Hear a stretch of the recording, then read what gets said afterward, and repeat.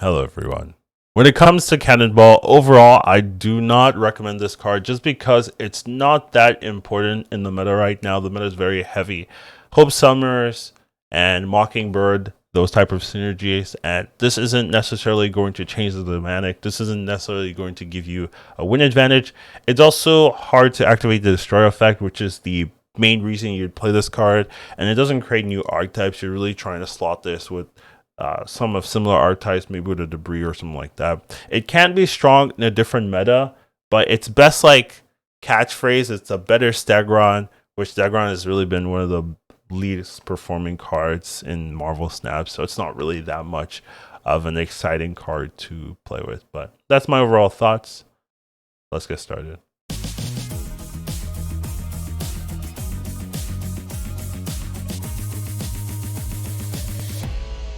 How you doing, everybody? So today we are going to be talking about Cannonball, the newest edition of Marvel Snap.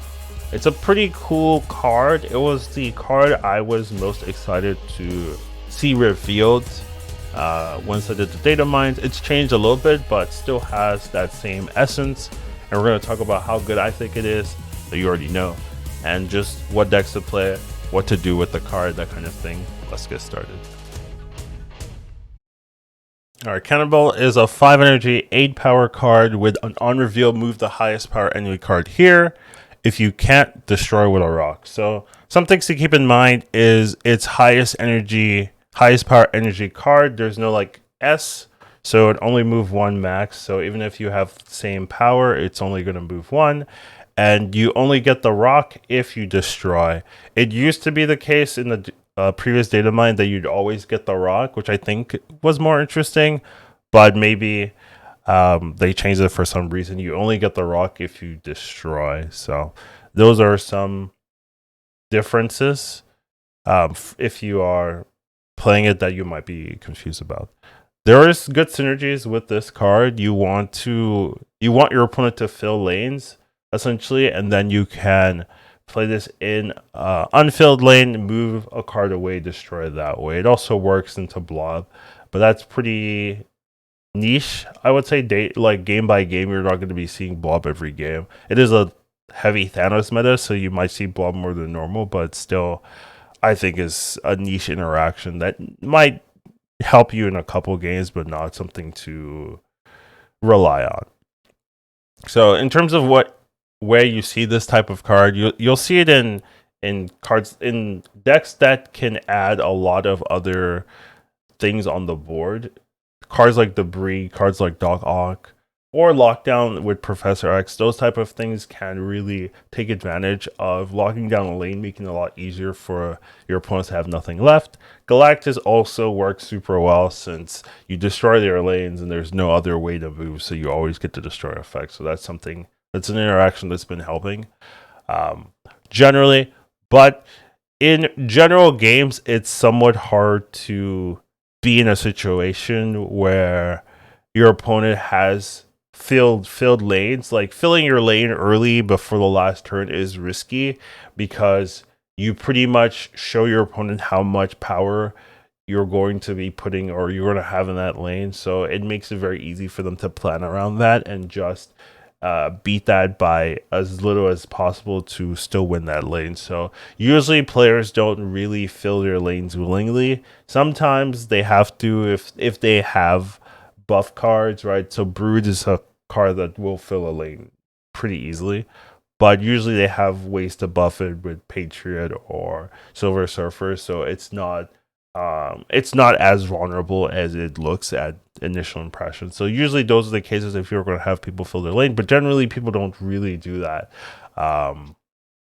in the general game. So you have to kind of give it to them. You have to like debris it away or add cards into their hand that they need to play, things like that if you're playing like Black Widow things. So it's just not the most common play style, right? This effect activates when your opponent is doing something unusual in terms of how people generally play. So it's not something that people will accidentally set themselves up for. They won't set themselves up for a Cannonball. You have to guide them in, or they have to be in a weird situation where the Cannonball like works organically, or you're just giving them rocks and stuff like that, and they're filled a lane. So that kind of makes this card a little bit harder to uh, generally activate in a game by game. It's not that consistent for the destroy effect. The move effect is always consistent. I do think it's better that it's always targeting highest power. That gives you some control. It used to be random, and I really feel like you wouldn't have much control in like, oh, I need to win this lane. Oh, it might hit their one drop. Okay, I can't play this card.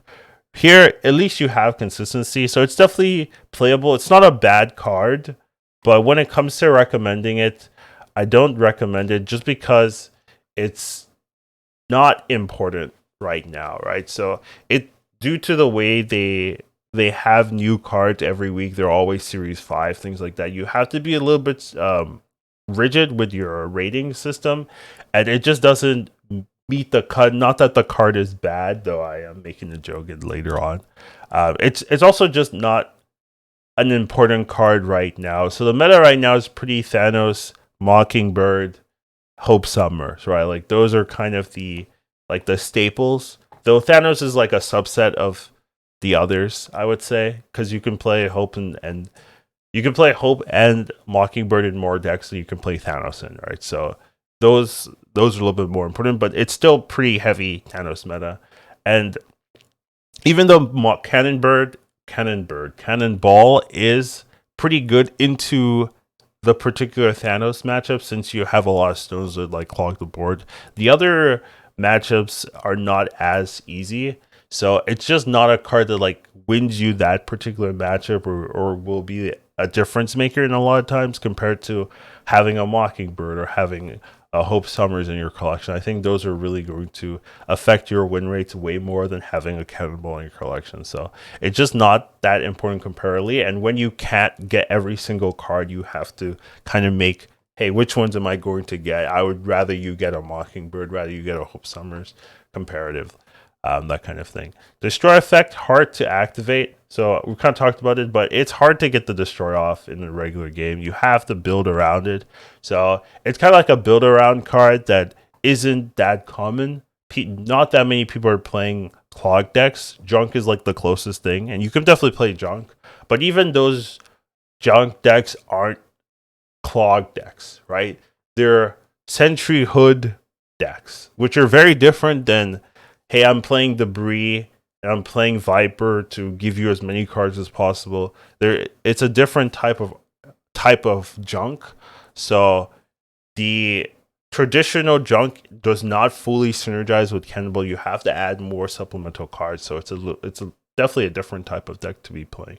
And in that way, it doesn't create a new archetype. You're not saying, oh, I'm going to make a Cannonball junk deck most of the time, right? You're thinking, okay, how can I supplement my junk deck to play Cannonball? Oh, maybe I'll add Debris. That's kind of the thing. It's not like, here is a new archetype that's created, right? I think Mockingbird created new archetypes, right? Where people started playing Patriot again. People started playing this like Moon Girl double Mockingbird She-Hulk strategy. Like I'm seeing different things because Mockingbird exists. I don't really think you're going to be getting that type of effect with Cannonball.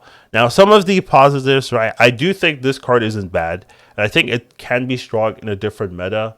And that meta, I'm kind of thinking where people want to fill all their lanes by the end of the game. So there are some decks that want to do that. Decks that run Dazzler, decks that run Brood can do that very easily. Any deck that is running like Blue Marvel, if there's ever like a Blue Marvel heavy meta game where Blue Marvel is super good, that would be the type of meta where Cannonball would do a lot. And it's similar to Shang-Chi, right? It's just has a little bit higher base. If you can get it to work off, it's an insane card, right?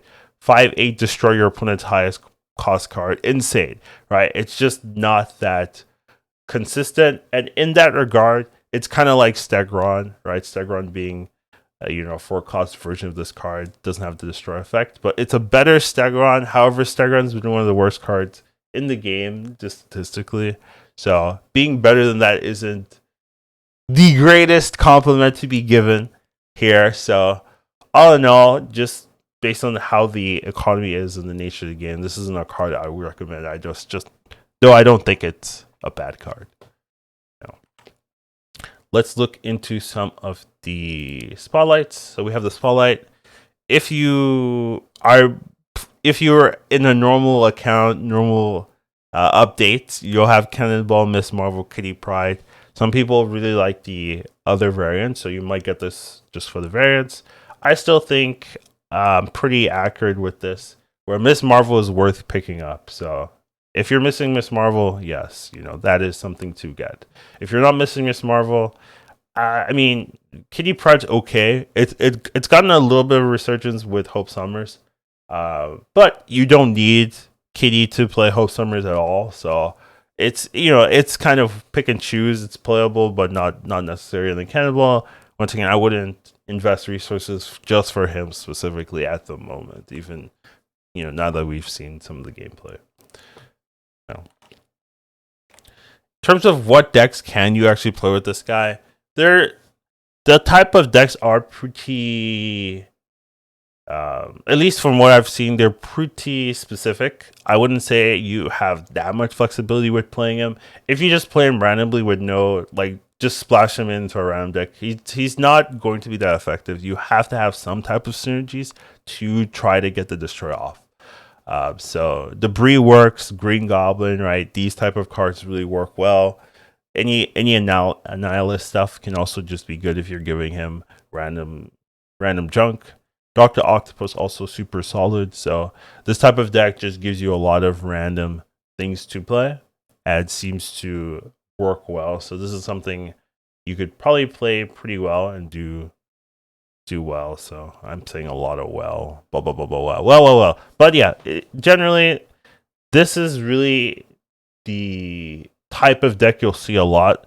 This or Galactus, I would say, are the two main archetypes I saw. But maybe there's some secret niche deck build that I didn't experience. Next up, we have is Thanos, right? You could just splash in Thanos, just like every other card in the game, really.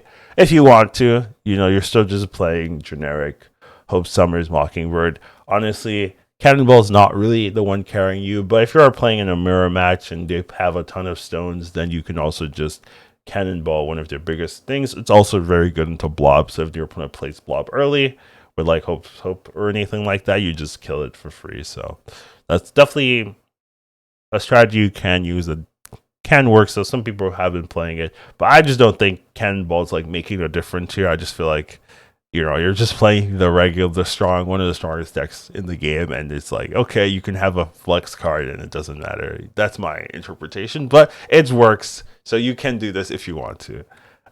Next up, we have a different version of Junk. This one's a little bit more with the Hazmat finisher comparative to the other one, which was a little bit more having Goliath, a little bit more just putting out random good things. This one, you are kind of relying on Cannonball. You are kind of relying on Hazmat to kind of give you that late game win. So you have to be a little bit careful, but still has potential if you like playing Hazmat. Hazmat is not the most popular type card right now, just cause. But I still think it has a lot of potential, especially if you have a Luke Cage. Since they reverted it, it's always a nice combo. It's a little bit more expensive than it used to be, but still works particularly well if you want to do that kind of thing. And then the last two are both Galactus decks. Just Galactus makes Cannonball very free because there's no way to move, so you always get to destroy. So if you can just get the Galactus off, you kind of win. And honestly, that's always the case, but it's a lot easier here. You just, wave Galactus, Cannonball, Goliath is just you always win. So it's very easy. Another thing is Professor X is also a way of locking down a lane where if that lane is filled or that lane is closed and then you Cannonball, it's very easy to get that destroy off since they have one less lane to activate. So those type of things do work if you want to play Cannonball in that way. If you're Galactus enjoyer, they haven't been releasing Galactus synergy for a while. It's just Thanos. So you've got a new toy to play with. See if you can make a build that works super well. Second one also still Galactus, though this one's a little bit more traditional with the Daredevil, with the Electro. You're a little bit more rampy. Still have the same kind of win cons as before, but now you have things like Doc Ock if you want to mill their hand before you play Galactus, things like that. This deck looks very annoying, honestly. I'm just looking at it. So, yeah, if you like playing Galactus, you're one of those people that actually own the card, unlike me. Feel free to play this. Let me know what your thoughts. But overall, it's just not important, I feel, like comparative, because like it's this, it might be this or War Machine, right, for you. And I would definitely lean War Machine over Cannonball at the moment, just because I feel like that one opens up new deck archetypes that you might not have before, where Cannonball is a little bit more niche, a little bit harder to fit into every single deck, and I think that's like a difference for why I wouldn't fully recommend it, though I don't think it's like a bad card. And maybe in a different meta, it might be a little bit better, a little bit stronger, but in that meta, then maybe you pick it up then with tokens, things like that. So overall, that's my thoughts. Let me know how you guys are doing. Take care of yourselves and have a wonderful rest of your day. Educatedcollins snap. Once you watch him, you won't go back. He'll teach you to marvel snap. Your skills will be